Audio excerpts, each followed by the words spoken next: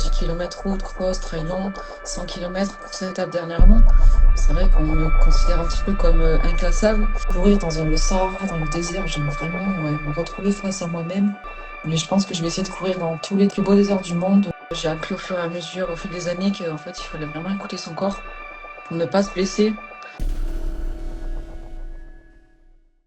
Je te souhaite la bienvenue, Eline. Merci beaucoup pour le temps que tu vas nous consacrer. Et puis, bienvenue un peu à la maison quand même. Ah oui, Parce c'est que ça. pour ceux qui ne te connaissent pas, l'objectif évidemment de cette interview, c'est de faire connaissance avec toi, de voir dans quel monde tu évolues, tes résultats aussi, parce il y a un truc énorme qui s'est passé il y a une dizaine de jours. Mais je dis bienvenue à la maison parce qu'en fait, tu es une athlète Pulse. Oui, Tu as intégré l'agence, voilà. Donc, écoute, pour ceux qui connaissent pas, globalement, Pulse, c'est un écosystème avec trois piliers. La partie agence, donc qui va s'occuper d'athlètes comme toi pour essayer de de faire avancer un peu leur carrière. Il y a la partie média où on fait ses podcasts et on fait aussi un fil info, un fil actualité sportif un peu toute la journée sur Facebook. Et puis il y a la partie communauté avec les runs communautaires qui sont organisés très régulièrement. Donc si vous allez sur les pages Insta de Pulse, les 3 pages, vous allez retrouver tout ça. Donc bienvenue à la maison, Eline, merci de nous recevoir. merci à toi pour l'invitation, merci beaucoup. Non, c'est normal, ça fait plaisir. Et puis écoute, je te propose tout de suite de commencer avec une question hyper simple. Pour ceux qui découvriraient, qui n'auraient jamais entendu parler d'Eline de Souza, est-ce que tu pourrais juste te présenter, mais tout simplement en tant que femme, tout simplement, qui tu es, d'où tu es, ce que tu fais? Ok. Alors, bonsoir à tous. Donc, moi, c'est Eline de Souza, j'ai 29 ans, bientôt 30. Donc j'habite à Digne-les-Bains, je suis née à Digne-les-Bains, je suis actuellement à mon compte. Je fais des sites internet, donc je suis webmaster. Et c'est vrai que avec la chance que j'ai d'être à mon compte, j'ai pas mal de possibilités de courir un petit peu quand je veux, donc je suis assez libre pour ça. Et ça, c'est vrai que c'est une très très belle liberté. Voilà, sinon quoi d'autre, c'est tout, hein. J'habite dans les Alpes-de-Haute-Provence et je suis, comme tu l'as dit, chez Pulse depuis maintenant décembre, donc c'est tout récent. Et voilà, je suis traileuse depuis maintenant bien 5 6 ans, je dirais. Eh ben nickel, hein. Écoute, ça permet d'aller directement sur la deuxième question. Si maintenant tu devais te parler de toi un peu en tant qu'athlète, sans parler des résultats, comment tu te définirais justement? Je dirais que je suis quelqu'un de très passionné. J'aime bien découvrir, courir, explorer. Je suis aussi quelqu'un de très déterminé. Quand je veux aller au bout de quelque chose, je sais que j'irai toujours. Après, je suis quelqu'un de très simple, très authentique. Donc, j'aime bien les petites courses, les courses de village, les courses vraiment assez conviviales où il n'y a pas forcément grand monde. Voilà, après, je suis, comme je te l'ai dit, j'aime beaucoup le trail, et plus précisément l'ultra trail et les courses à étapes, et plus particulièrement le milieu désertique. Je pense qu'on en parlera un petit peu tout à l'heure des courses que j'ai faites. Carrément. Et voilà, un petit peu pour me définir. Voilà. Ok. Et d'ailleurs, en parlant de course à pied, c'est arrivé quand dans ta vie et est-ce qu'il y a eu d'autres sports avant? Comment t'es arrivé à pratiquer la course à pied? Attends, j'ai le message de Henri. Ok. Donc, ouais, en fait, par rapport à la course à pied, j'ai commencé à courir il y a maintenant un petit peu plus de 10 ans. En fait, j'ai fait l'école de gendarmerie à Tulle. Et en fait, avant d'intégrer l'unité pour lesquels on allait être affecté plus tard, je devais passer des tests sportifs. Je devais faire un 3 km le plus vite possible. Et c'est vrai qu'en fait, j'avais jamais couru à l'époque. Donc, du coup, je me suis un petit peu forcée à me mettre à la course à pied pour pouvoir réussir ces tests. Donc, tous les soirs, après les cours, j'essayais de courir un petit peu. Mais c'est vrai qu'au début, j'étais très essoufflée. J'avais les jambes lourdes. Les points de côté, j'étais pas du tout faite pour courir. Et en fait, l'objectif, c'était vraiment de réussir ces tests sportifs pour entrer en gendarmerie. J'avais pas forcément d'objectif de faire plus. Et en fait, au fur et à mesure, à force de courir, j'ai commencé à vraiment aimer ça. Du coup, j'ai commencé à rallonger les distances petit à petit, à faire un 10 km, sur le marathon. Et en fait, c'est vraiment devenu une passion et maintenant un mode de vie aujourd'hui. La course à pied prend beaucoup de place dans ma vie. Ouais. Est-ce que déjà tu pourrais faire passer un premier message pour ceux qui voudraient s'y mettre et commencer, qu'il faut pas lâcher et que aller tranquillement, mais persister et au final, ça devient un plaisir assez rapidement. C'est ça, en fait, il faut commencer tout doucement, surtout pas brûler les étapes, pas vouloir courir un marathon direct sans avoir couru. C'est vrai qu'il faut quand même commencer petit à petit, surtout apprendre à connaître son corps, ne pas faire trop. Parce que c'est vrai qu'au début, quand j'ai commencé, je voulais faire tous les entraînements, je voulais louper aucune séance. Et en fait, j'ai appris au fur et à mesure, au fil des années, qu'en fait, il fallait vraiment écouter son corps pour ne pas se blesser. Donc, vraiment commencer tranquillement, étape par étape, 10 km, semi-marathon, et après, si on veut viser plus, avec plaisir. Mais voilà, vraiment s'écouter au maximum, je dirais. Ouais, alors justement, quand j'ai préparé un peu cette interview et que j'ai appris à te connaître un peu plus, tu es quand même quelqu'un qui pratique beaucoup de choses. En 2025, tu as fait enfin, si on reprend que l'année 2025, il y a eu du 10 km, même avec ton record perso, Ouais, 39 46, si je me trompe ouais, pas, à Nice. c'est Donc ça. moins de 40 au 10 000, ça c'était ton record perso. Tu as fait du cross, tu as fait du trail court, tu as fait du trail long, tu as fait de la course dans le désert, tu as fait de la course dans les cailloux. Cette diversité, cette polyvalence, c'est ton ADN ou c'est venu petit à petit ou depuis tout le temps, tu te dis, je vais pas me focaliser sur un domaine, mais je vais explorer un peu tout ce que la course à pied me permet de faire. Oui, complètement. En fait, moi, j'aime beaucoup cette diversité. J'aime faire tous les formats de course. C'est vrai que depuis toujours, je me suis dit, je veux vraiment faire un 10 km en moins de 40 minutes. Donc, du coup, je me suis mis à la route. Et après, c'est vrai que la route m'a appris la rigueur, la vitesse. Contrairement au trail qui m'a appris plus la patience, je dirais aussi l'humilité. Donc, en fait, je recherche un petit peu plusieurs oui, caractéristiques dans un petit peu tous les formats. Mais j'essaie quand même de pas vraiment brouiller les étapes. Par exemple, le cross court, comme l'année dernière, comme je l'ai fait en début d'année, c'était vraiment pour travailler la vitesse, parce que juste après, j'avais des trails courts. Donc en fait, tout s'enchaîne vraiment correctement. Et maintenant, je me suis accompagnée d'un coach, René Rovira, depuis maintenant 2 ans, qui m'aide vraiment à m'entraîner, à faire un programme comme il faut. Parce que c'est vrai que je suis, comme tu l'as dit, j'aime beaucoup la diversité. Donc quand je lui dis alors, je vais faire un 10 km en moins de 40, mais je vais faire aussi un 5 km en moins de 13h30 et un marathon en moins de 3h30, il me regarde, il me dit, t'es marrante toi, mais ça va être compliqué de gérer tout ça. Donc maintenant, j'ai pris un coach pour vraiment m'entourer et faire ça correctement et surtout pas me blesser. Et finalement, ça se tient quand même, puisqu'il arrive à intégrer un peu tout ça dans ta planification et faire en sorte que tous les formats te servent pour tes objectifs principaux. Et C'est ça. d'ailleurs, tu disais donc que le 10 km en moins de 40, c'était un objectif, un gros objectif pour toi depuis très longtemps. Maintenant que tu l'as eu, tu t'en es fixé un nouveau sur ce 10 km ou tu as un autre objectif Non, pas pour l'instant. Je me suis pas fixé d'autres chronos sur route. J'ai un petit peu oublié la route. Après, j'aimerais bien peut-être revenir sur la distance marathon. Parce que c'est Ok. vrai que j'avais fait le marathon de Madrid avec Guillaume. Et en fait, quand on s'est inscrit, on n'avait pas vu qu'il y avait 400 mètres de dénivelé positif. Donc, moi, je voulais le faire en moins de 3,30. Donc, je l'ai fait en 3,27. Et en fait, j'aimerais bien faire au moins un marathon sur du plat. Voir ce que je vaux. Mais après, 10 km, non, pour l'instant, sub 40, ça me va très bien. Un bon marathon de Berlin, histoire de péter un RP sur le C'est ça, marathon. Et pourquoi puis, pas. ouais, carrément, carrément. Et du coup, est-ce qu'on t'a déjà, enfin, ton coach ou d'autres personnes t'ont déjà dit que tu étais un peu inclassable dans ce milieu de la course à pied avec justement cette polyvalence et tout ça, ou en fait non, puisque c'est la logique par rapport à tes plans d'entraînement? Oui, c'est vrai, il y a beaucoup de personnes qui me disent, c'est vrai que toi, tu fais vraiment toutes les distances, entre 10 km route, cross, trail long, 100 km, course à étape dernièrement. C'est vrai qu'on me considère un petit peu comme inclassable, pas par mes performances, mais surtout par l'approche de course à pied, mais j'aime vraiment pas me limiter à une seule distance, en fait. Donc, c'est vrai que, oui, il y en a qui me disent, Tain, comment tu fais pour faire tout ça? Mais c'est vraiment ce que j'ai besoin, moi. Je me sentirais pas de faire qu'un 10 km tout le temps que marathon, j'aime vraiment la diversité en fait. Ok. J'en profite, je pense que tu vois les messages sur le chat aussi, puisque tu as vu Henri qui est passé. Ouais. Là, il y a Corentin, donc un gros salut à Corentin qui anime le podcast avec moi. Et d'ailleurs, je vous donne rendez-vous le 4 mars. Il va y avoir une interview de Yannick Noël qui va être super intéressante aussi, qui va être faite par Corentin. Et Corentin qui donne une idée de marathon un peu moins loin que l'Allemagne.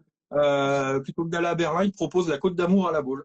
Donc je pense que Allez, c'est un marathon plat et voilà. parfait. Voilà l'idée. Ok. Donc dans tout ce milieu-là, court, long, moyen, de la terre, de la boue, de l'herbe, etc.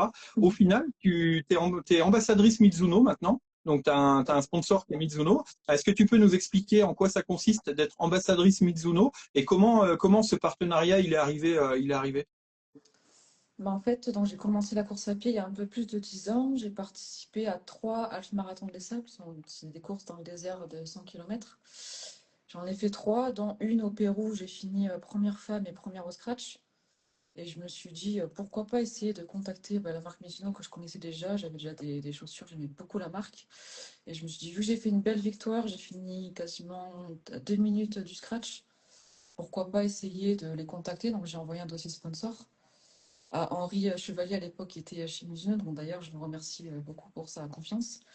Et du coup, en fait, j'avais un petit peu peur parce que c'est vrai que maintenant, les marques ils recherchent plus tout ce qui est notoriété, tout ce qui est réseaux sociaux, abonnements. Il faut absolument avoir un minimum 10 000 abonnés. Et moi, à l'époque, j'avais que 1 000 et quelques abonnés quand j'étais au Pérou. Donc, je me suis dit, oui, c'est mon avis. Bon, je vais tenter, qui ne tente rien à rien. Donc, je me suis dit, bon, j'envoie quand même mon dossier. Mais j'avais plus peur d'un refus. Je me suis dit, je ne suis pas assez présent sur les réseaux sociaux. Qu'est-ce que ça peut leur apporter? Et au final, en fait, au contraire, ils ont bien aimé mon profil atypique. Une fille qui court des courses à étapes dans les plus beaux déserts du monde, je pense que ça leur a bien plu. C'était quand même quelque chose d'assez atypique. Donc, ils m'ont fait confiance. Je suis vraiment très contente de faire partie de la team Mizuno depuis maintenant plus de 3 ans. Et c'est vrai que c'est vraiment super de pouvoir avoir des équipements, donc tout ce qui est chaussures, vêtements. Voilà, donc ça m'aide vraiment au quotidien, même dans mes courses. Et donc, du coup, je suis ambassadrice. On est plusieurs dans la team. Et ce qui est bien, c'est que du coup, ça nous permet d'avoir aussi un soutien des autres ambassadeurs. On a un groupe sur Instagram. Et à chaque course, on s'aide, on se motive. Et donc, c'est vrai que oui, d'être soutenu par une marque comme Mizuno, c'est vraiment super pour moi, une très grande fierté. Et je le remercie encore à ce jour d'être auprès de moi. D'accord. Donc en fait, il y a deux versants. Il y a la version aide matérielle. Clairement, il t'aide sur ce plan-là aussi, ce qui est pas rien, parce que quand on court Ouais, beaucoup, on use du matériel, c'est ça. forcément, hein. Plus le soutien équipe, voilà. Et vous vous retrouvez du coup, vous arrivez les ambassadeurs, vous avez un planning déterminé. Est-ce qu'il t'oblige des courses ou comment ça se passe Il y a, ou vous avez quelques étapes dans l'année où justement les ambassadeurs se retrouvent sur certaines courses? il y a certaines courses du coup, qui sont sponsorisées par Mizuno. Donc, du coup, si on peut avoir des dossards, des fois on se retrouve. Donc, après, c'est vrai que la team est un petit peu répartie dans toute la France. Beaucoup sont vers Paris, Marseille. Donc, généralement, ceux du Sud, on se voit un petit peu plus souvent. Donc, on essaie, oui, de se voir, de se caler des dates, si possible, pour avoir au moins une date tous ensemble et se voir, faire un petit resto et puis se voir vraiment en face. Parce que c'est vrai que derrière l'écran, c'est bien beau, mais en réalité, c'est mieux. Ouais. Vaut mieux se voir en réel qu'à travers Strava. Oui, c'est ça, exactement. Ok. Je voudrais qu'on passe maintenant sur quelque chose qui s'est passé du 1er au 7 février dernier au Maroc, le Sahara Desert Trail Marocco. Est-ce que tu peux nous pitcher cette course? Oui, bien sûr. Donc, c'était, oui, comme tu dis, du 1er au 7 février donc 2026, c'était la première édition. C'était une course de 132 kilomètres en 5 jours, donc une course à étapes dans le désert, dans le Sahara. Et vraiment, pour une première édition, c'était hyper bien organisé, la logistique était top.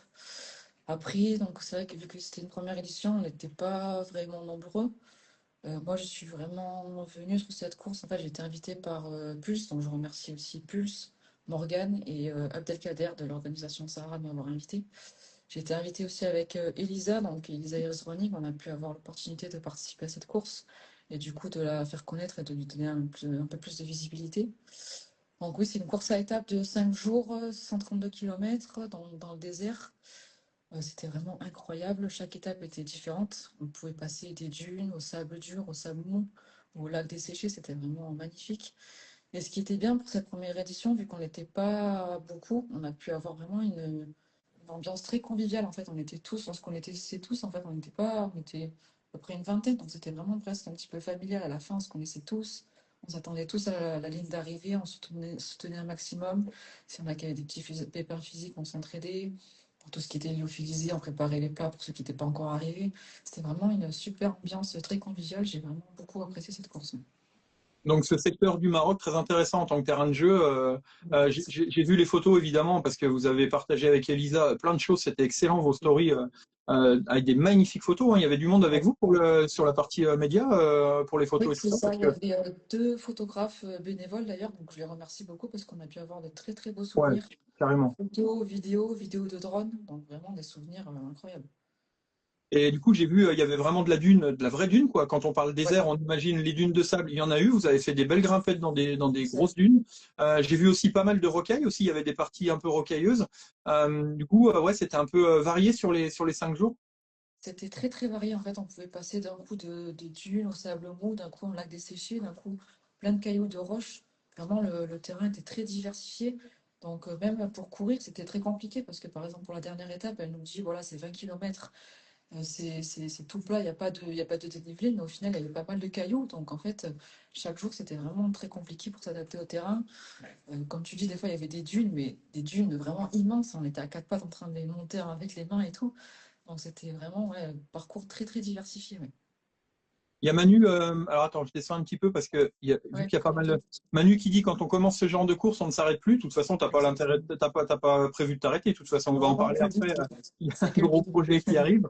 Donc bah voilà, c'est pas prévu d'arrêter. Hein, et effectivement, tu as été piqué au désert, tu vas y retourner dans pas Ah, longtemps. très prochainement, ouais. Par contre, si on revient sur sur cette course-là du 1er au 7 février, au final, tu finis première féminine, mais tu finis surtout première au scratch. 3 minutes Ouais, devant le premier mec trois qui minutes est. Alors, d'avance, ouais, effectivement. 3 minutes d'avance au scratch. Non, mais c'est Oui, ça. c'est ça. Ouais, Ouais, ouais. c'est Et donc derrière, c'est une féminine ou c'est un homme? c'est un homme, c'est Grégory avec qui on s'est beaucoup aidé, ouais.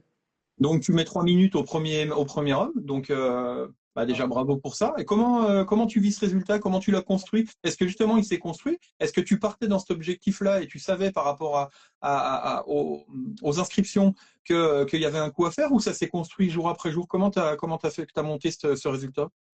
Bah, en fait, je savais pas que j'allais participer à la course très longtemps à l'avance. Je l'ai su que 2 semaines avant.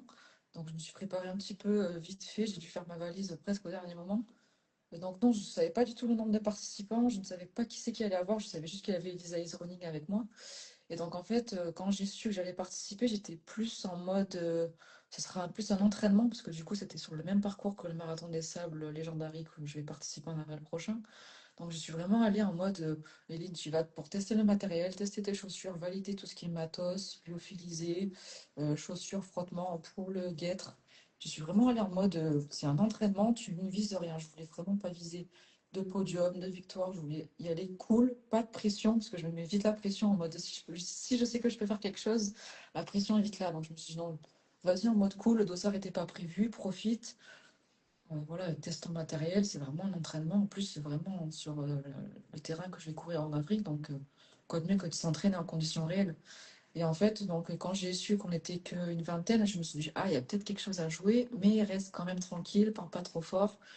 Pour la première étape, ils sont tous partis hyper vite. Les premiers hommes, ils sont partis avec Rachid El Morabiti, qui du coup faisait le lièvre et participait pas à la course. Il vérifiait surtout tout ce qui était balisage et il ouvrait la course. Donc en fait, les premiers hommes, ils se sont vite cramés à suivre du coup le Rachid El Morabiti. Pour ceux qui ne connaissent pas, c'est le vainqueur du Marathon des Sables qui l'a remporté plus de 11 fois, je crois. Donc du coup, en fait, je les ai vus partir très très fort. J'ai dit, tu sais quoi, Eline, laisse-les partir, laisse-les passer devant, ils vont se cramer.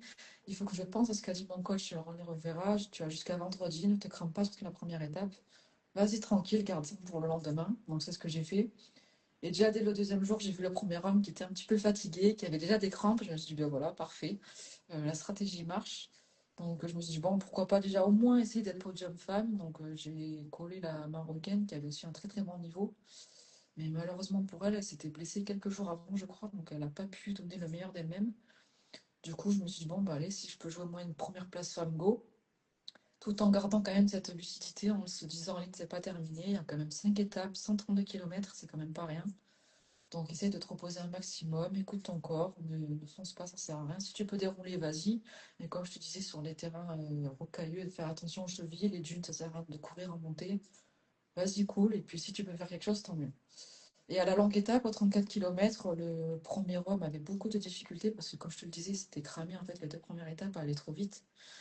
Et de là, j'ai pu le doubler. Je me suis dit, bon, ben, on va essayer d'être première au scratch. Du coup, tu l'as Et du doublé, coup, t'étais pas en course avec lui. je l'ai doublé à l'étape. En fait, la première étape, il était devant moi. Deuxième étape, je l'ai fait avec lui. La troisième étape, la longue, je l'ai doublé. Et Ok. là, j'ai fait la montre. Je me suis souvenu du temps qu'il avait fait. Je savais que j'avais 10 minutes de retard. Du coup, j'ai essayé d'envoyer un maximum sur la fin. Et dès que je suis arrivée, j'ai mis le chrono. Je le voyais arriver au loin. J'ai dit, j'espère qu'il va marcher pour que je puisse au moins passer devant lui. Et là, du coup, il a marché. J'ai pu rattraper le retard et avoir 2 ou 3 minutes d'avance. Et après les autres jours, j'ai décidé de continuer la course avec lui, parce qu'il était quand même dans le mal. Il avait pas mal de crampes, une douleur à la fesse et au mollet. Et j'avais pas envie de le tuer mentalement et de dire, allez, ciao, je me casse, j'augmente encore plus mon distance avec toi, plus de quelques secondes, ça sert à rien au final. Je me suis dit autant profiter, autant essayer de l'aider. C'est cet esprit de trail aussi que j'aime bien. L'entraide, j'ai pas envie de lui dire allez, ciao, je me casse. Première femme qui passe devant, je pense que pour un homme, ça les embête un petit peu. Donc j'aime bien titiller les Non, hommes, je mais vois pas du tout quand pourquoi tu même. dis ça. Donc du coup, je l'ai aidé. Au final, j'ai lié une belle amitié avec lui. Je suis très contente d'avoir participé à cette course et d'avoir rencontré des personnes comme lui. Donc voilà, j'avais mes 3 minutes d'avance. Donc les deux dernières étapes, je les ai fait avec lui. On a profité, on a rigolé. Et c'est le plus important. Cool.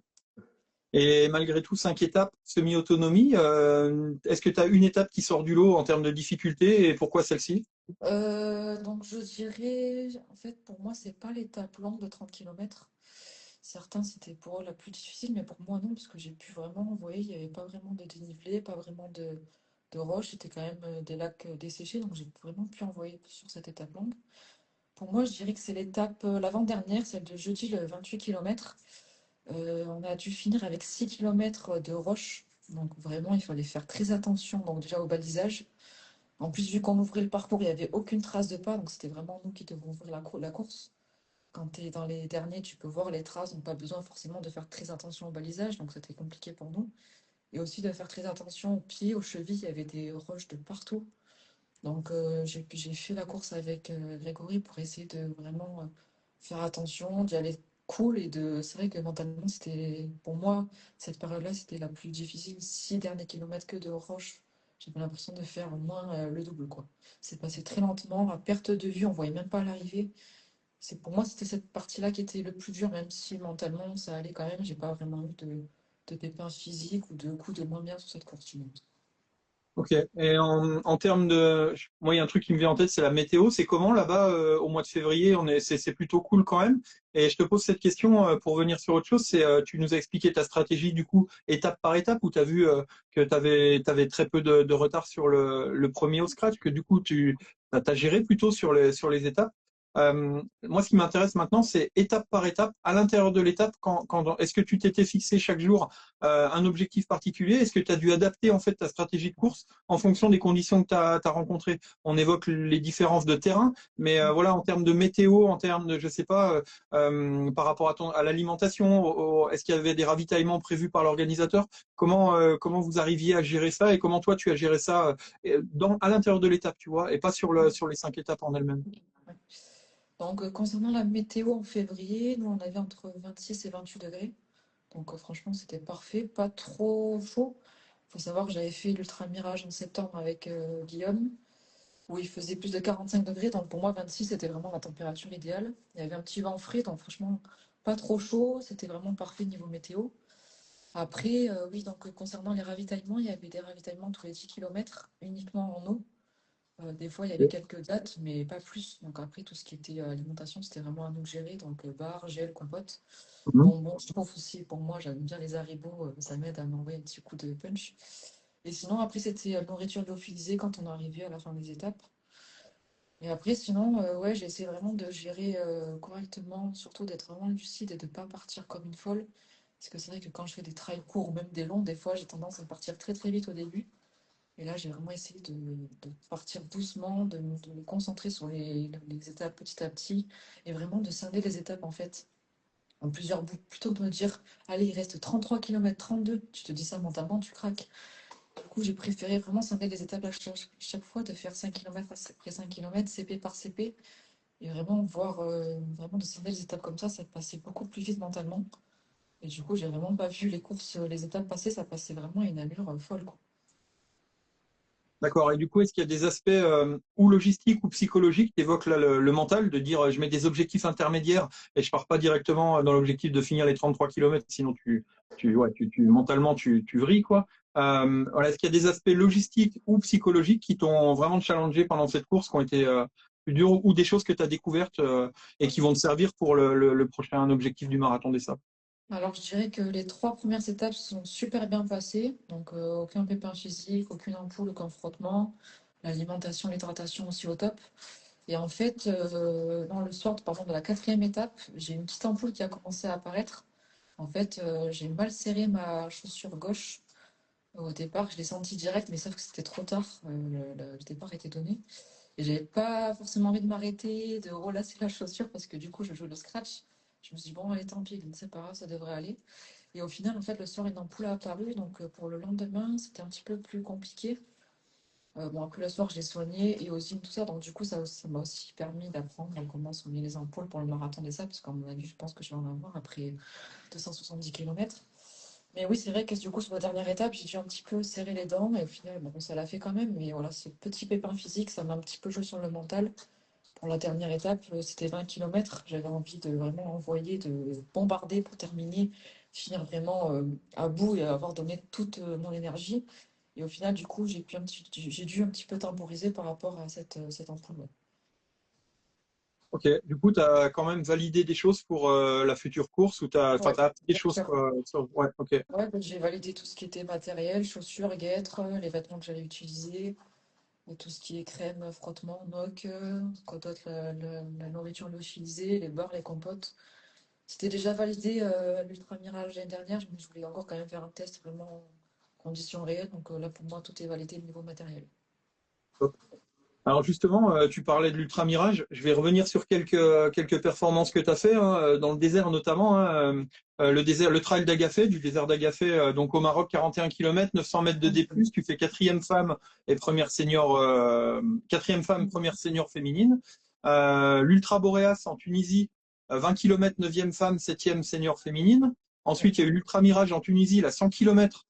Donc on arrive vraiment sur du lourd dans le désert. Cinquième femme, 20e au scratch. Qu'est-ce qui t'attire autant dans cet environnement du désert? Je pense que c'est vraiment de se retrouver seul face à soi-même. Par exemple, là, en février, quand j'étais tout devant, d'un coup, des fois, je me surprenais de m'arrêter, en fait, et de me tourner sur moi-même et de voir que t'es d'une à perte de vue. Et je me suis dit, ah ouais, c'est le kiff, c'est trop bien. Tout le monde rêverait, je pense, de courir au moins une fois dans un désert. C'est vrai que bon, tout ce qui est trail, forêt, c'est bien. Moi, j'habite dans les Alpes-de-Haute en Provence, donc j'ai souvent toujours ce même environnement, ce même paysage. Et du coup, de courir dans le Sahara, dans le désert, j'aime vraiment ouais, me retrouver face à moi-même, dépasser mes limites, parce que clairement, courir dans le sable, dans le désert, sous une forte chaleur, avec le sable qui peut rentrer dans tes chaussures, dans les dunes, tu fais un pas, tu recules de deux, mentalement, c'est très compliqué. Et j'aime bien vraiment repousser mes limites au maximum. J'aime bien aussi la chaleur. Je pense que mon corps résiste pas mal à la chaleur. Un petit coucou à Gaga qui, par rapport à la chaleur, a un peu plus de mal que moi. Et oui, il y a ma mère qui m'a écrit aussi un petit par rapport à Marseille, par rapport au dromadaire. Oui, tout ce qui est vraiment désert, c'est vraiment un milieu que j'aime particulièrement. Mais je pense que je vais essayer de courir dans tous les déserts, les plus beaux déserts du monde. Je pense Namibie prochainement. Ouais, j'aime bien résister à la chaleur. C'est vraiment un milieu qui, je sais pas, qui me plaît. Je me sens moi-même là-bas. Et vraiment, comme je te disais, cette immensité à perte de vue, tu vois personne. Tu es en paix avec toi-même. Il n'y a personne qui t'embête. Franchement, personnellement, j'adore.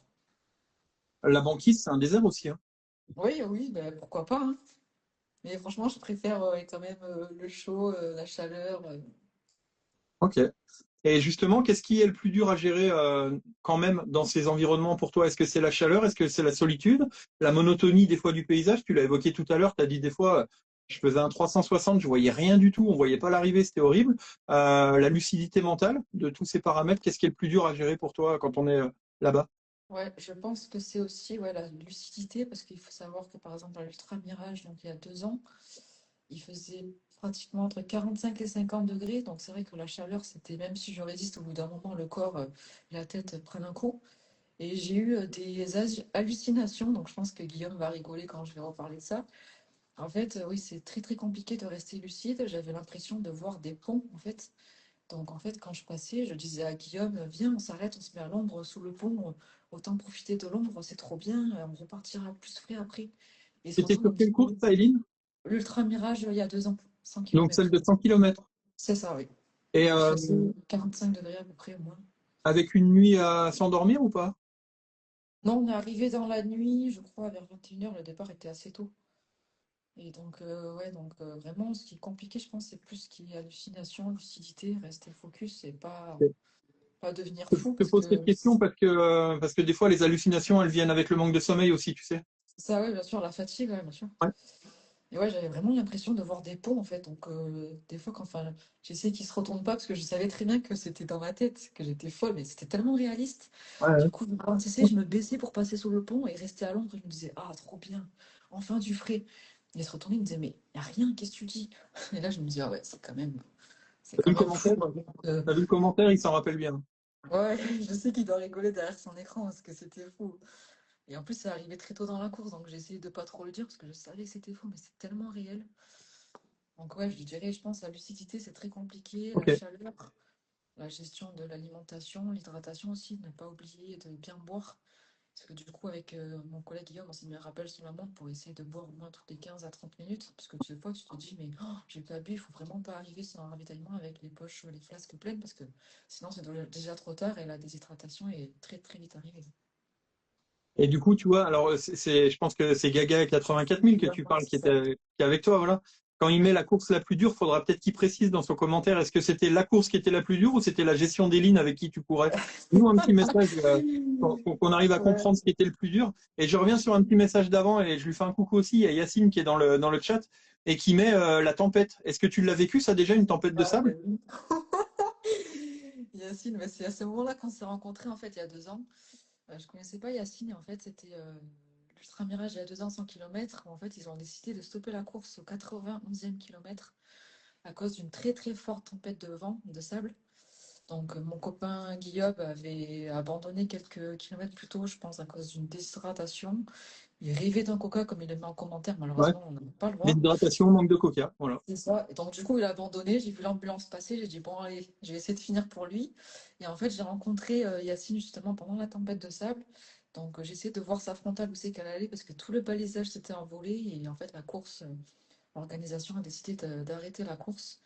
Et en fait, même là aussi, j'ai encore eu une hallucination parce que quand tu pars pour 100 km, la seule chose que tu attends, c'est de franchir la ligne d'arrivée. Et quand, au bout de 91 km, tu as l'organisation, la sécurité qui arrive en 4x4 qui te dit, allez, Eline, la course, elle est finie, elle est stoppée, trop dangereux, le balisage, on ne voit plus, c'est vraiment trop dangereux pour tout le monde, on arrête là. Je leur ai dit, non, non, moi je continue, j'avance. Pour moi, c'était faux en fait. Pour moi, c'était ma tête qui me disait, Eline, abandonne, tu es trop fatiguée, tu n'y arriveras pas. En fait, pour moi, c'était faux, c'était vraiment irréel. C'est une Donc, hallucination comme le pont. une C'est un 4x4 hallucination, avec des c'était ma mecs qui disaient deuxième on arrête. hallucination, c'était vraiment une Ouais, course extrême, ouais. quoi. Et donc, les secours descendent des 4x4, ils commencent à me porter en me disant non, Eline, c'est fini. Moi, je commence à me débattre. Non, je veux aller au bout, la course, elle n'est pas finie. Pour moi, c'était faux, en fait. Pour moi, je me battais avec moi-même. Et ça, c'était encore une hallucination incroyable. Donc, c'est pour ça qu'il dit la course la plus dure. Je pense que ça restera la course la plus dure. Bon, on attend de voir le marathon des sables, mais bon, c'était vraiment entre la tempête, la chaleur, la déshydratation, tout. Pour moi, c'était vraiment une course extrême. Ouais. En tout cas, on le remercie parce qu'on a notre réponse. C'était pas la gestion des lignes qui était le plus dur, c'était vraiment la course et le manque de coca. Et je voudrais juste revenir sur un truc que tu as dit parce que moi je connais pas du coup, hein, c'est un milieu que je connais pas du tout. Quand tu dis j'ai rencontré Yacine là-bas, alors Yacine c'était pas un dromadaire, hein, c'est un athlète aussi qui est chez Pulse aussi, un Oui. coup à Yacine aussi. Quand tu dis j'ai essayé de suivre sa lampe frontale, vous étiez en journée, on est d'accord. Ça, on était en journée. En fait, la tempête de C'est-à-dire qu'en sable, elle fait est la arrivée. puissance du vent qui soulève le sable fait que tu te crois la nuit en gros et tu as besoin d'un. Oui, la tempête, en fait, elle est arrivée au moment du coucher de soleil, donc la nuit tombait très très vite. Donc on a dû Ok. sortir les frontales et en fait avec le sable qui t'arrive droit devant, c'était horrible. Donc du coup à chaque fois je me retournais pour voir si les autres participants nous suivaient bien, mais du coup la course a été stoppée parce que c'était vraiment trop dangereux et tout le balisage s'était envolé et puis quand tu te perds dans le désert c'est beaucoup trop dangereux. Enfin, ça sert à rien de risquer sa vie pour 8 km et absolument finir. Mais bon, enfin, quand tu es en pleine hallucination, c'est un délire. Tu parlais tout à l'heure de la validation de ton matériel là, pour la suite des événements. Question, dans ton sac, est-ce que vous avez une paire de lunettes genre masque de ski ou un truc comme ça pour vous protéger du sable quand arrivent des événements comme ça?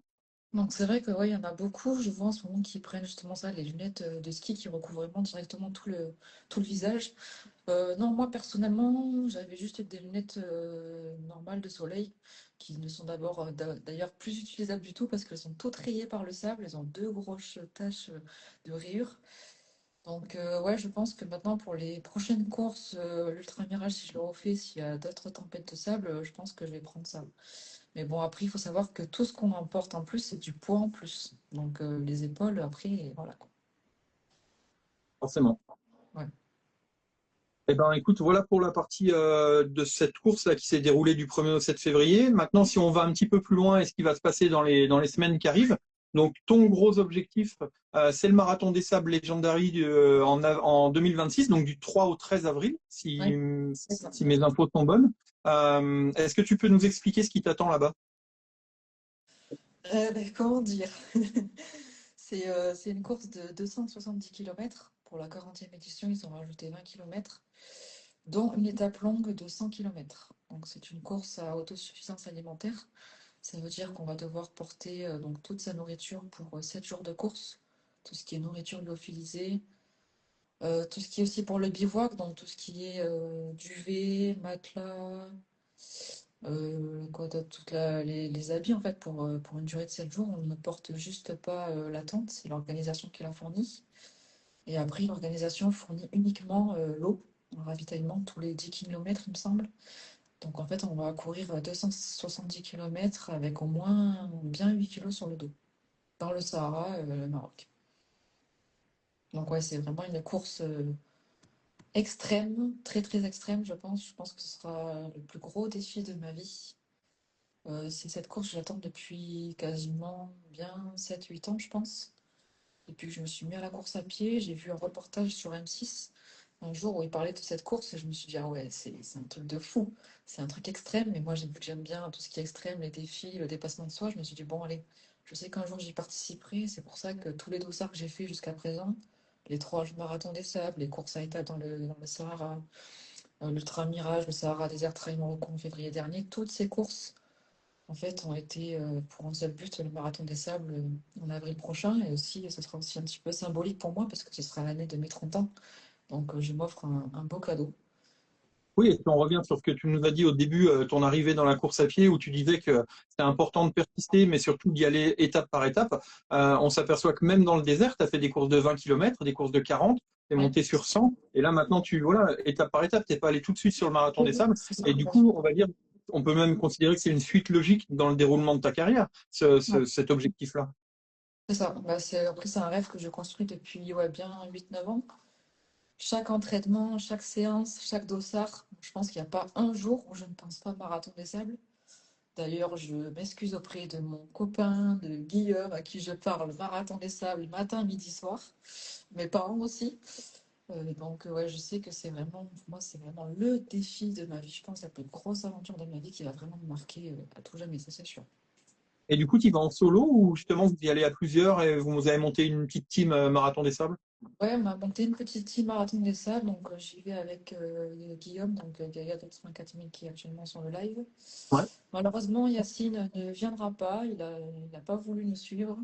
Bon, il a déjà participé il y a quelques années, mais c'est vrai que j'aurais bien aimé participer avec lui, on aurait bien rigolé. Et après, j'y vais avec d'autres collègues que j'ai rencontrés sur des courses, Mélissa, Alexis, Laurent, sur plusieurs marathons, Elf Marathon des Sables. À force, c'est quasiment toujours les mêmes personnes qu'on voit, hein. Et donc, du coup, on a formé une bonne petite team et on a monté du coup le bivouac, parce qu'il faut savoir que c'est des bivouacs de 8 personnes.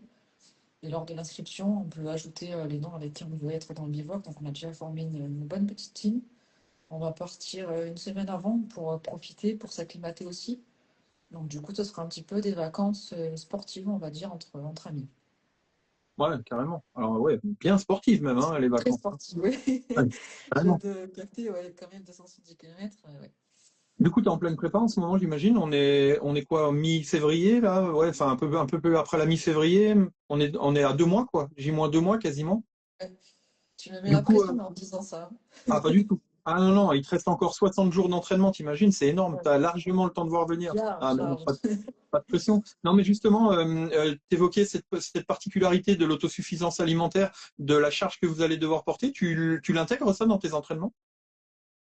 Oui, bah, j'ai commencé à tester tout ce qui était nourriture lyophilisée. Après, bien sûr, vu que, comme tu dis, il reste encore 2 mois, il y a quand même encore pas mal de choses à tester. J'ai encore pas mal de volume à faire au niveau physique, encore pas mal de grosses sorties longues, pas mal de renforcement musculaire aussi, parce que comme je le disais, le poids du sac, 8 kilos sur le dos, c'est quand même pas rien.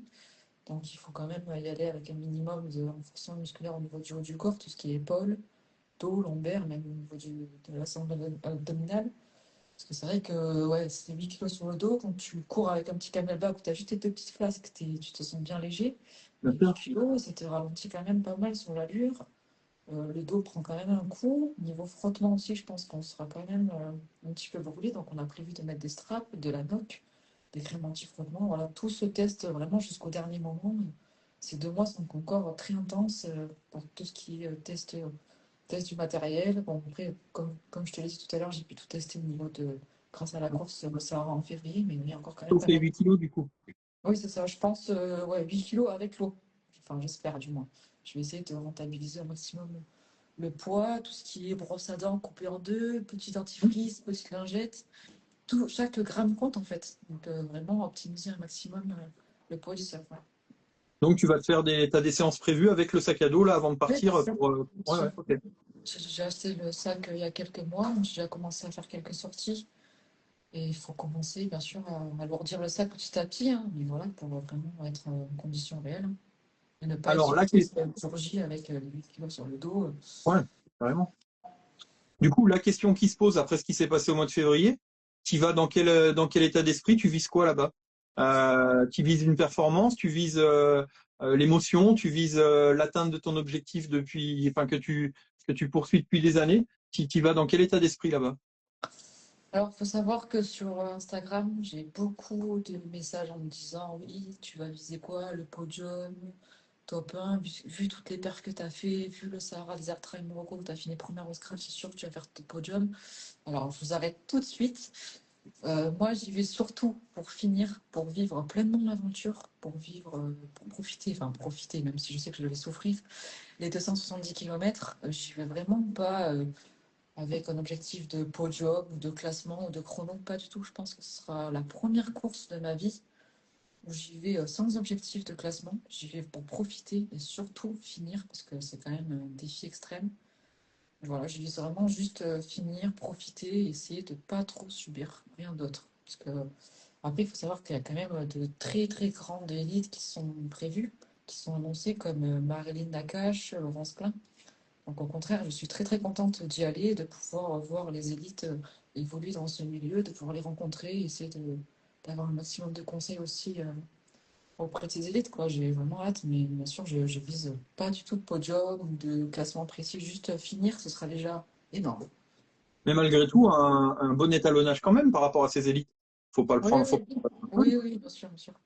Et s'il y a moyen de faire un bon classement, peut-être, mais vraiment deuxième priorité. C'est vraiment pas la priorité première, c'est vraiment de finir, profiter, vivre pleinement l'aventure, pas se mettre la pression et pas trop subir, même si ça va être compliqué. Alors du coup, bah, par rapport à ce que tu dis là, à 2 mois de l'événement, qu'est-ce qui te fait le plus peur? Et à l'inverse, qu'est-ce qui te fait le plus envie aujourd'hui? Je pense que le plus peur, ce serait l'inconnu, même si j'ai déjà couru dans de nombreux déserts. Il faut savoir que c'est quand même 270 km en autosuffisance alimentaire, dont l'étape de 100 km. Et je pense que c'est celle-là qui fait peur à tous les participants. On est, je crois, 1200 ou 1500 participants.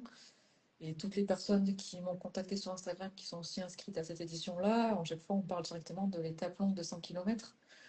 Parce que chaque édition, c'était entre 80 et 90 km. Donc là, ils ont voulu faire pour la 40e édition une étape très longue.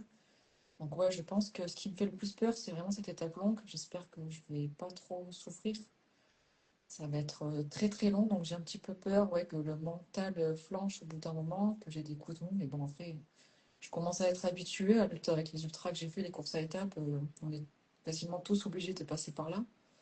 Donc ouais, ce qui me fait peur, c'est ça, le mental qui flanche un peu, la fatigue, les moments de doute. Après aussi un petit peu d'avoir peur d'avoir des pépins physiques, comme tout ce qui est frottement en poule. C'est vrai que si tu as une ampoule et qu'il te reste encore plus de 150 bornes à faire, c'est compliqué quoi. Voilà, donc je pense ouais, ce qui me fait peur, ouais, c'est tout ce qui est pépins physiques et vraiment la fatigue et les coups de mou, quoi. Ok. Dis-toi que c'est pas 100 km, c'est 10 ravitaillements en eau Ouais, c'est ça, exactement. Ah, on voit dans les messages que Yacine a dit qu'elle était partie avec un sac de 12 de kilos. 12 kilos. Ouais. Ouais, je pense que c'est le plus lourd sac de toutes les éditions marathon des sables. T'aurais pu Ah faire un oui, mais effort quand même, Yacine, hein. il avait emmené le réchaud à gaz, Oui, c'est ça, la poêle, et voilà, c'est tout pris. ouais, c'est ça. Et du coup, qu'est-ce qui te fait le plus envie? Le plus envie, je pense que c'est le dépassement de soi, parce que ça va quand même être une épreuve extrême et j'ai hâte de repousser mes limites au maximum. Et aussi, quand même, vivre cette aventure avant tout humaine, de revoir des collègues, les copains du désert, comment on s'appelle, rencontrer aussi de nouvelles personnes, parce qu'à chaque course, je fais vraiment de très très belles rencontres. Donc aussi, voilà, cette part de, comment dire, ouais, une aventure humaine, aussi de découvrir le Sahara, parce que j'ai quand même fait là 132 km, mais qu'il me reste quand même une bonne partie du Sahara que j'ai pas découvert. Donc je pense que ouais, le paysage, l'aventure humaine, profiter avant, après la course. J'y vais un petit peu plus avant et je reste un petit peu après aussi pour profiter. Donc vraiment, ouais, profiter un maximum, prendre du plaisir, c'est ce qui me donne envie en pleine météo. Ok, donc le profiter, prendre du plaisir. Moi, je voudrais ajouter un autre mot et on va aller là-dessus maintenant sur le partage. Tu as une communauté Instagram qui commence à bien évoluer. Tu partages énormément de tes entraînements, de tes performances, de ta vie d'athlète sur ta page Instagram. Est-ce que pour toi, tu considères justement que c'est une pression supplémentaire ou au contraire, c'est de la force en plus pour toi? Je pense que je dirais un petit peu des deux. Parce que du coup, ça peut former une forme de pression. Parce que je sais que des fois, quand je cours, je me dis, ah, c'est vrai qu'il y a certaines personnes qui me suivent, qui croient en moi. J'essaie de partager à chaque fois les suivis live quand il y en a. Je sais que j'ai beaucoup de messages avant, pendant, après la course. Donc je sais que c'est quand même une petite ouais, forme de pression. Parce qu'il y en a qui attendent des fois, qui m'envoient des messages en me disant, oui, de toute façon, c'est sûr que tu vas faire podium. Donc ouais, quand même, je dirais un petit peu les deux, une forme de pression par rapport ouais, au résultat, à la performance que je sois obligée, enfin pas obligée, mais comment dire, que je sois un petit peu reconnaissante par rapport à mes abonnés. Ils attendent quand même un minimum de performance. Donc ouais, je dirais une pression, mais en même temps aussi une force. Parce que j'ai aussi quand même beaucoup de messages de soutien, d'encouragement avant, pendant, après les courses. J'ai pu aussi rencontrer de très très belles personnes grâce aux réseaux sociaux, dont Elisa Running d'ailleurs. Et donc c'est vrai que ça me donne aussi une force et à la fois une pression, la pression du résultat, la pression que si je fais pas podium, qu'est-ce qu'il va y avoir comme retombée, quels commentaires je peux avoir, quel message je peux avoir. Mais au final, ça reste quand même toujours positif. J'ai jamais eu de, pour l'instant, je suis quand même contente. Pour l'instant, pas de messages négatifs, pas trop de haine, pas de harcèlement, rien du tout. Donc pour l'instant, pour moi, les réseaux sociaux, c'est une part de, ouais, de positif quand même. Ok, on fait une petite parenthèse. Il y a Cédric, le CEO de Pulse, qui est là. Salut Cédric, et Salut. voilà, qui voulait te demander si tu comptais préparer tes pieds une semaine avant et si tu t'étais préparé à devoir les bichonner. Et voilà, on en a un peu parlé. T'as la crainte un peu des ampoules, mais est-ce que tu fais une prépa spécifique là-dessus? Oui, oui, bien sûr. Bah, ça fait déjà plusieurs semaines que j'ai commencé avec tanner les pieds, donc avec la crème NOC tous les soirs et tous les matins avec un spray exprès justement qui permet de durcir en fait la peau sous les pieds pour éviter justement les ampoules. Hum. Et en fait au Sahara c'est juste une erreur de lassage, j'ai pas assez serré ma paire de chaussures et ça a vraiment fait un frottement sur le côté, c'est vraiment une erreur moi-même, c'est pas par rapport à une mauvaise préparation des pieds, sur ça je suis calée. C'est vrai qu'au premier half-marathon des sables, je savais même pas qu'il fallait préparer ses pieds. Et j'avais 4 ampoules sur chaque pied, donc je te dis pas l'état. Et du coup, j'ai appris des plus grands, de Lucas Papi, Rachid El Morabiti, qui m'ont donné des conseils. J'ai appris qu'il fallait prendre soin de ses pieds avant la course. Et donc après aussi, j'irai voir un podologue quelques jours avant pour vraiment être au top. Ok, je reviens sur la partie réseau. Quand tu partages une victoire comme la victoire du mois de février là, du Trail au Maroc, ouais, du Trail au Maroc, qu'est-ce que tu cherches à faire partager en priorité? Est-ce que c'est la performance, la beauté des paysages, l'émotion que tu as ressentie ou la continuité de ton parcours? Je Ton évolution dans ton parcours, tu vois? je dirais en priorité vraiment de partager l'événement, partager la course.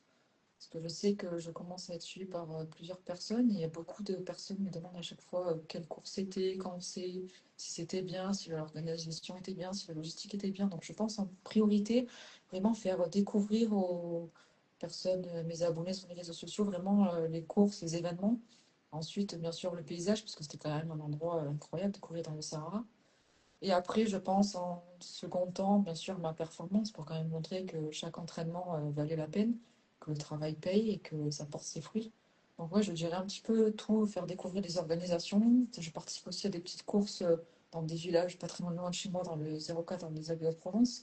Donc, aussi faire découvrir des petites courses de village comme des grandes courses. Voilà, en priorité, vraiment faire découvrir des endroits, des environnements incroyables On n'est pas obligé de tout le temps se restreindre à courir en France, donc on peut quand même aussi courir à l'étranger. Au Maroc, c'est pas hyper loin au niveau durée d'avion, même les billets d'avion ne sont pas hyper chers, donc voilà. Et c'est vraiment de faire découvrir les événements en priorité, bien sûr. Un coucou à Morgane, qui est aussi sur le Morgane Bruchet, hein, Salut, qui Morgane. est athlète aussi de chez Pulse et qui dit que les paysages l'ont bien fait rêver. Et c'est ce que je te disais tout à l'heure. Oui, Voilà, que ce soit merci, toi Morgane. ou Elisa, les stories et ce que vous avez mis sur les réseaux à l'occasion de cette course, c'était monstrueux. Donc j'espère que vous allez nous faire la même chose pour le MDS, en sachant qu'en plus, tu vas pas pour une performance, donc tu pourras pour le coup arrêter un peu Profiter, faire quelques, faire des ouais, photos, faire faire des quelques. vidéos. Ouais. En tout cas, ouais, faites-nous partager ça. Nous qui n'avons pas la chance d'être avec vous. Enfin, la chance, je ne sais pas s'il faut parler de chance parce qu'il faut être bien préparé. Mais C'est en tout ça. cas, à travers vous, et je reviens à ce que tu disais avant, c'est quand tu partages tout ça, c'est aussi donner l'envie aux gens d'y aller sur ces événements-là et de sortir un peu de leur zone de confort et d'aller voir ce qui se passe ailleurs. Ouais, c'est ça. Il y a Cédric qui a écrit, elle va nous parler de sa casquette Ouais, d'organisatrice de c'est Triathlon. prévu. Ouais. On va en parler. Ok. On va en parler. Je voudrais quand même revenir sur un événement. J'aimerais bien que tu m'en parles. C'est ni une course, ni un entraînement. Ça s'est Ah. passé le 11 mai 2024. Ah. Oui, en effet. Une très belle date. Tu peux nous Inoubliable. expliquer ce qui s'est passé? J'ai eu la chance et l'honneur de porter la flamme olympique de Alors, Paris 2024. où, Incroyable. comment, pourquoi? Comment? En fait, j'ai vu une publicité à la télé de la marque Coca-Cola qui recherchait des ambassadeurs pour porter la flamme olympique. C'était quasiment un an avant les Jeux Olympiques. Donc je me suis dit, bon, bah, vas-y, en go, lance-toi, fais un dossier.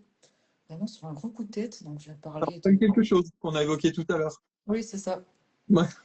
Et donc, du coup, j'ai fait un dossier, voilà, m'expliquant un petit peu ma vie, mon parcours, les courses que j'avais fait, ma casquette justement d'organisatrice du Trail des Bains, que j'aimais bien promouvoir le sport dans ma vie, dans mon département.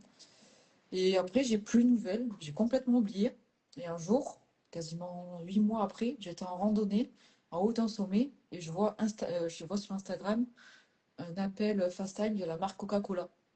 Je me dis, quoi? Qu'est-ce qu'ils veulent? Pourquoi ils m'appellent, eux? Et après, je me suis dit, ah, mais c'est vrai, j'avais postulé pour être porteuse de flamme, j'avais complètement oublié. Donc, en haut du sommet, je réponds au téléphone en FaceTime.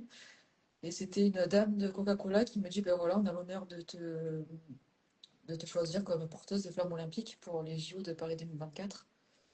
Et du coup, j'ai halluciné parce que j'avais complètement oublié, c'était carrément sorti de ma tête.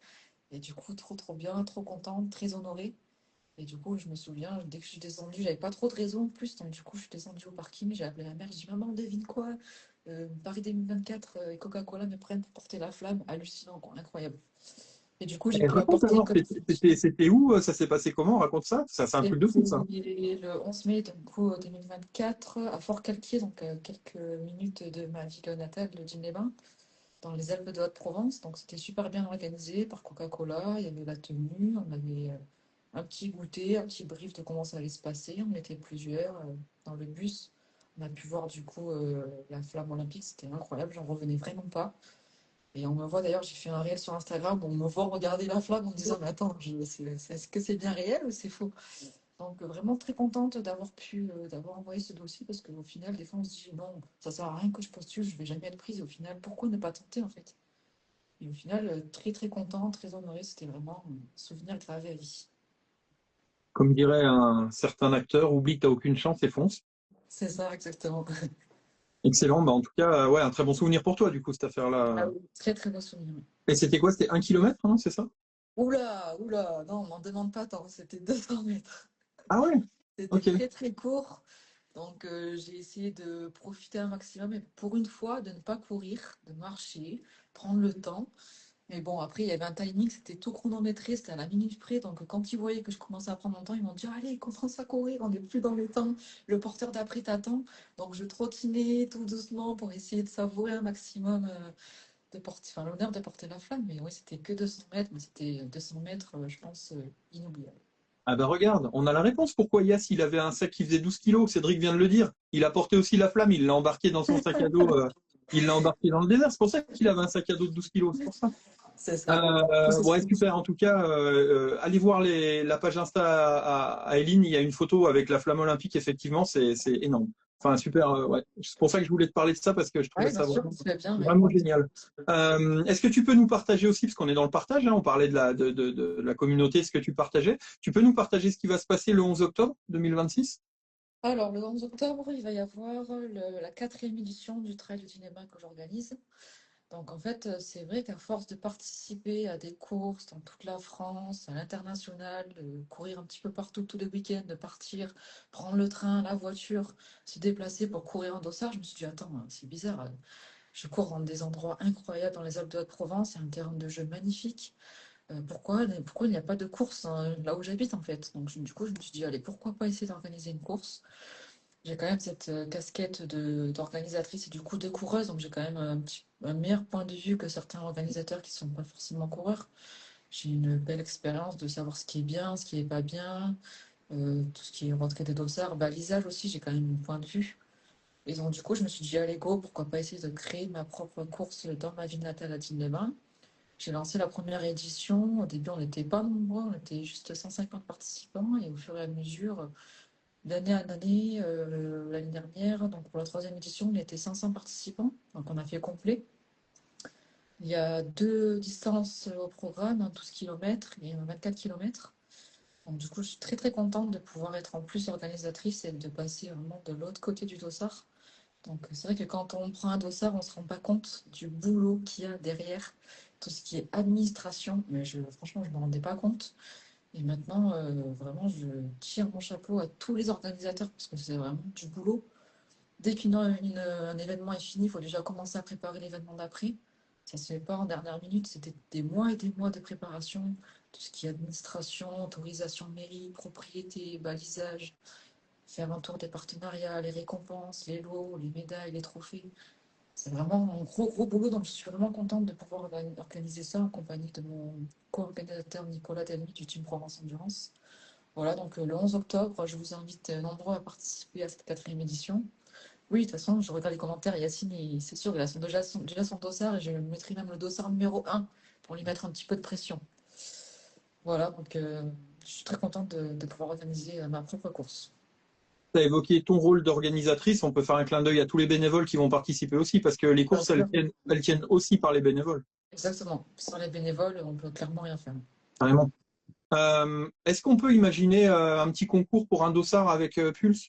C'est Ah ben jouable ou pas? oui, avec plaisir. Ah Bon, oui, eh ben, carrément. on se mettra la cellule partenariat de Pulse se mettra Allez, en au relation avec boulot. toi. Parfait, On oui, te met- très bonne idée. Très très on bonne te idée, mettra au parfait. boulot et si on peut faire un petit jeu concours pour faire gagner sur Pulse Média un Carrément. dossard pour ton trail, ça pourrait être sympa. Ouais, Si c'est carrément. possible, Avec plaisir. si c'est possible pour toi, bah Avec nickel. plaisir. Aucun Cool, problème. parfait. Dernière question avant ma petite série de questions finales, là, tac au tac, là. Est-ce que tu aurais un message à faire passer par rapport à tout ce qu'on s'est dit depuis le début tout à l'heure? Maintenant, on a bien cerné qui tu es et on commence à, à bien comprendre d'où tu viens et où tu vas aller surtout. Est-ce que tu aurais un message ou des conseils ou je sais pas, voilà, à faire passer à tous ceux qui se formatent, tu vois, dans un seul type de course, qui veulent pas sortir d'un format prédéterminé, je vais faire que du 10 ou je vais faire que du marathon. Toi qui explores un peu tout et surtout qui explores un peu partout, est-ce que tu aurais un message à faire passer à ces gens-là? Alors, ben, je pense qu'il ne faut pas forcément rester dans sa zone de confort. C'est vrai qu'il y a quand même beaucoup, beaucoup de distances, beaucoup de courses en France, à l'international, il y a quand même de quoi faire. Et je pense que justement, en sortant pardon, de sa zone de confort, en sortant de ces formats, comme tu dis, toujours 10 km, toujours marathon, toujours semi, vraiment d'essayer de découvrir plusieurs distances, plusieurs départements, plusieurs villes, plusieurs pays, de pouvoir profiter un maximum des parcours.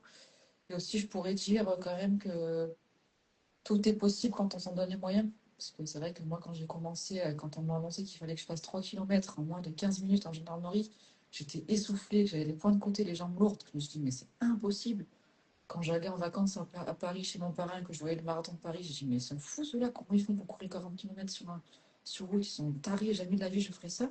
Et au final, je me retrouve aujourd'hui à courir des 100 bornes, des courses à très longue distance, des courses à étapes. Donc je dirais vraiment de sortir de sa zone de confort. Et même, je dirais aussi, s'il y a des femmes qui sont sur le live ou si des femmes vont écouter le live en rediffusion, d'encourager les femmes à venir vraiment sur des plus longues distances, sur les ultra-trails, parce que c'est vrai que je pense qu'on est encore trop peu nombreuses à participer à ces courses, et je sais vraiment que les femmes, on est vraiment capables. On a une très bonne mentalité, une très bonne capacité d'endurance. Donc vraiment, les femmes, s'il y en a qui doutent, qui n'osent pas forcément de faire du long, franchement, allez-y, foncez. Bien sûr, sans brûler les étapes petit à petit, prendre le temps, palier par palier, écouter son corps, mais vraiment, on est vraiment capable de bien plus. La preuve, j'ai pu faire première au scratch devant les hommes, donc je pense que les femmes, on a de quoi prouver sur de très très longues distances. Et qu'il faut croire en soi, tout simplement, se construire progressivement, sans brûler les étapes, bien sûr. Et je sais que si on a un chemin avec un but à atteindre, si on fait étape par étape, qu'on croit en soi, qu'on a confiance en soi, je pense qu'on peut arriver au bout de ce rêve. Et je me permets juste de rajouter ce que tu as évoqué au début de l'interview, c'est de dire qu'en fait, même si tu cours sur de multiples formats, chaque format est aussi intégré dans ta préparation et tout a un intérêt. Et on peut faire du 10 km pour préparer de l'ultra, et comme on peut continuer à faire du 10 km quand on fait de l'ultra. Donc ce message-là était vraiment important, et je le rajoute à ce que tu viens de dire. Ok. On va terminer cette interview avec une petite série de questions. Donc, petite question rapide, courte, pas forcément de justification. Si tu veux amener quelques justifs, évidemment, mais voilà. Si tu étais une dune, est-ce que tu serais plutôt stable et majestueuse ou imprévisible et balayée par le vent?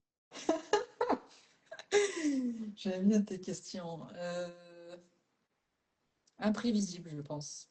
Imprévisible et balayée par le vent. Balayé par le vent, ouais. Si un dromadaire te dépasse en course, tu sprints ou tu négocies? Alors, il faut savoir que sur le Sahara Desert Trail Morocco, la barrière horaire, c'était un dromadaire. Donc, Ah, si on se faisait qui faisait dépasser, faire. oui, si on se faisait dépasser par le dromadaire, on était éliminé. Donc, pour moi, je pense que Le je fameux me Marcel que ta maman débrouille. évoquait? Oui, le Marcel. En fait, Le ouais, Marcel. il s'appelle Marcel, voilà. Ok. Donc, je pense que je négocierai avec lui s'il n'y a pas Ouais, moyen. Voilà. pour pouvoir arriver avant lui pour la barrière Ouais, horaire. c'est ça. Et le Ok. marathon des sables aussi, ce sera aussi une barrière horaire. Il faut vraiment pas se faire doubler. Ouais. C'est la voiture balai du Maroc. Ouais, c'est génial. Excellent. Euh, 45 degrés à l'ombre, mais il n'y a pas d'ombre. Tu penses à quoi en premier? Je dirais Coca. Par rapport à Guillaume, parce que c'est vrai que 45 à Londres, l'Ultra Mirage, la seule chose qu'on rêvait, c'était du Coca. Donc, franchement, la première idée qui me vient en tête, c'est Coca-Cola. Ok. Et pour les Tu remercier préfères. aussi de m'avoir fait porter la flamme olympique. Voilà. Ah bah oui, du coup, c'était eux. Bah Ah oui, oui, ouais. carrément. Ouais. Est-ce que tu préfères gagner tranquille ou gagner en te faisant peur? Non, gagner en faisant peur. Ouais. Donc, c'est pas ce qui s'est passé au dernier trail, puisque tu avais Non, 3 minutes non, d'avance l'avant-dernier jour, et du coup, c'était cool. C'était cool. Il n'y avait ouais, pas c'est cool. beaucoup de participants, pas assez de concurrence. Mais j'aime bien quand j'ai un peu peur, un peu d'adrénaline, un peu de défi, j'aime bien. Quand c'est Quand trop ta simple, chasse, c'est nul, on s'ennuie. quand ta chasse derrière, Voilà, c'est ça. Quand il y a chasse ou derrière, ou que toi tu j'aime bien chasses être avant. Ouais. chassé. Ouais. Ok. Ton sac d'ultra, c'est ton meilleur ami ou ton coloc relou? Je pense que mon meilleur ami, il faut quand même essayer de faire que ce soit un meilleur ami, qu'il évite de me faire des frottements si possible pour le marathon des sables, pas de brûlure. Donc, ouais, je pense qu'il faut quand même essayer de faire qu'un avec son sac. Parce que 270 km ou même sur des longues distances, il faut vraiment essayer d'être pote avec son sac, ouais. Je dirais le meilleur ami. Ça sera intéressant d'avoir ton retour après le MDS. Après, ouais, on verra, ouais. J'espère que ça Parce que là, je fonctionne. pense que la dernière étape, il va vraiment être relou et tu vas avoir envie de le lâcher. Hein. Première au scratch, tu réalises tout de suite ou 3 jours plus tard sous la douche? 3 jours plus tard sous la douche. Ou alors, par rapport à ce que j'ai vu, le lendemain à l'hôtel dans la piscine.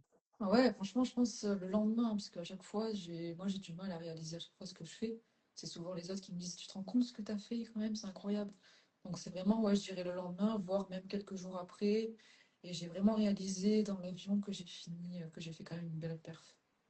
Donc je dirais, ouais, plus quelques jours après, sous la douche, avec un petit peu de musique. Ouais. Ah bah justement, c'est ma question d'après. Quand tu cours, musique dans les oreilles ou silence total?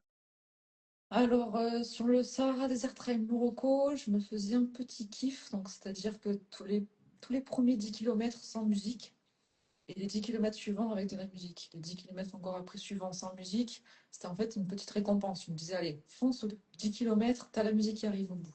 Donc c'est comme une sorte de petite récompense. Mais oui, je pense avec la musique, parce que quand tu as des coups de mots, ça quand même, ça t'aide à aller de l'avant.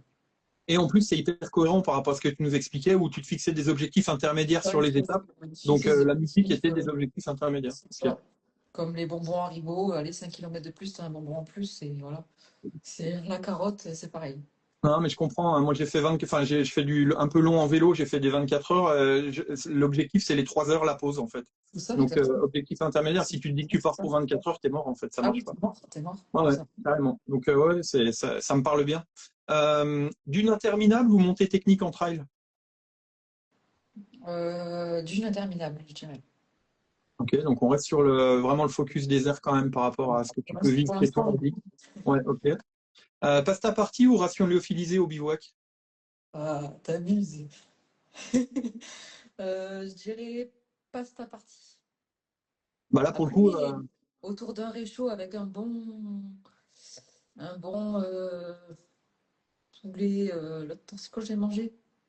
Pâte spaghetti à la tomate pour le Sahara Desert Try. Avec Elisa, on s'est fait un bon petit plat lyophilisé. Franchement, c'est sympa autour d'un petit feu avec le réchaud. C'est sympa aussi. Donc, franchement, les deux vont. ouais, et puis être au bord enfin au bivouac, au bord du feu, avec le réchaud, même si c'est du lyophilisé, quand t'as les copains autour et que t'es dans Ouais, un c'est milieu trop comme bien, ça, c'est une super ambiance. Franchement, c'est ça trop, vaut trop une bien. pizza, hein. Ouais, oui, quasiment. Ouais, quasiment. Vite fait. Euh, alors celle-là, on a la réponse, hein, la dernière question. Marathon des Sables 2026, performance ou aventure? Tu as déjà répondu un petit peu. Aventure, aventure. Ouais, sans hésiter, ok, ça Sans m'étonne pas. hésiter, oui, aventure. Ok. Eh ben, écoute, Eline, on arrive à la fin de cette interview. Je te laisse le mot de la fin. Moi, je vais juste te dire merci comme d'habitude. Merci pour ta disponibilité. Merci pour ce que tu nous as apporté. Et puis, évidemment, on va te suivre sur les prochaines aventures à travers tout ce que tu vas nous publier et tout nous partager. On Mhm. mettra dans la description de cette vidéo ta page Insta, que les gens puissent Ok, venir, super. venir te suivre aussi. Voilà, écoute, merci beaucoup, merci à tous ceux qui étaient là. Il y avait pas mal de monde. Il y avait Yacine, il y avait Ouais, c'est ça. Morgane, il y avait Cédric, il y a Corentin qui était là, Henri qui est passé. Enfin voilà, et puis toute ta communauté, un petit peu de ta communauté qui était là. Cette interview sera retrouvée directement derrière enfin les réels Insta, et on la met sur YouTube dans les jours qui arrivent. Comme ça, elle sera visible aussi sur YouTube.